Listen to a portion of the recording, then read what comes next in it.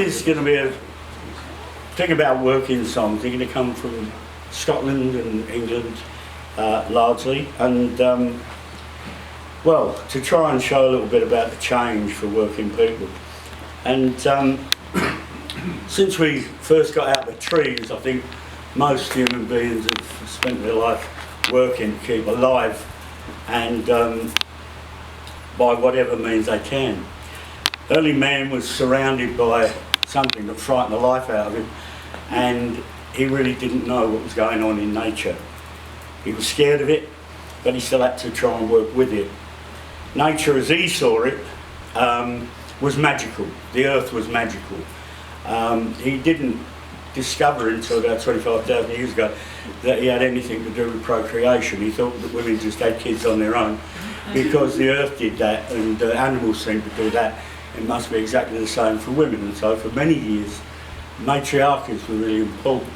And many of our old ritual songs reflect that. But I'm not going to go there tonight because it take too long. But songs like wassail songs, Pesach songs, and our descendants of older rituals. The carols, which, well, a lot of people call carols, are actually hymns, but the old carols were descendants of ritual songs. And I once did a radio program called From John Barleycorn to Jesus Christ, which was essentially about the death and resurrection cycle of the corn god. And one of the great traditional songs is a song called John Barleycorn. It started off as just a very straight ballad, very serious and sombre. But then later, traditional ballads were actually meant to be sung and danced. Most people think they're demonious things to be sung, but they were actually meant to be danced as well. You get ballad, ballere, from the word ballere, and carol from carol, but also from choros. It's a Greek word for dancing in a ring, and these all sort of come together.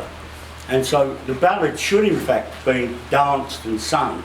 In their oldest form, things like, say, the first one in the child collection, Jennifer, Gentleman and Rosemary, there's a very good example of the old style, which is a line, a refrain line, a line and another refrain line. It was on the refrain lines that you danced. And they still do something like it in the Pharaohs. It's called a rimur. And it's really good to see, but we ain't going to do that either. But we're going to do a version of John Barleycorn, which has got a great chorus, which has got not very difficult at all. It's all fiddly-diddlies and stuff like that. And you know Joni and you know Neil, you're going to hear a lot of them tonight.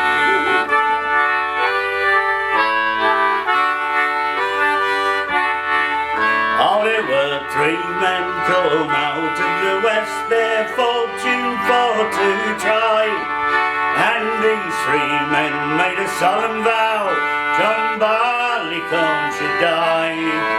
They ploughed and sowed and they harrowed him in, throw clods all on his head. Then these three men made a solemn vow, John Barleycorn was dead. Tell me right, Falladdy, Falladdy-diddle-day, right, Falladdy-oh. Tell me right, Falladdy, Falladdy-diddle-day, tell me right, Falladdy-oh. Well, they let him alive for a very long time till the rain from heaven did fall. Then little Sir Johnny sprung up his head, he saw amazed them all. Then they let him alive for a long midsummer till he grew both pale and wan. Then little Sir Johnny grew a long, long beard and he so became a man. Till me right, Falladdy, Falladdy-diddle-day, to me right, Falladdy-oh. To me right, Falladdy, Falladdy-diddle-day, to me right, Falladdy-oh. But they hired the men with scythes so sharp to cut him off at the knee. They bound and tied him by the waist, serving him most barbarously. Then they pitchforks to prick him through the heart. But the loader he served him worse than that, 'cause he bound him to a cart. To me right for Larry, for the little day, right for Larry, oh. To me right for Larry, for the little day, to me right for Larry, oh.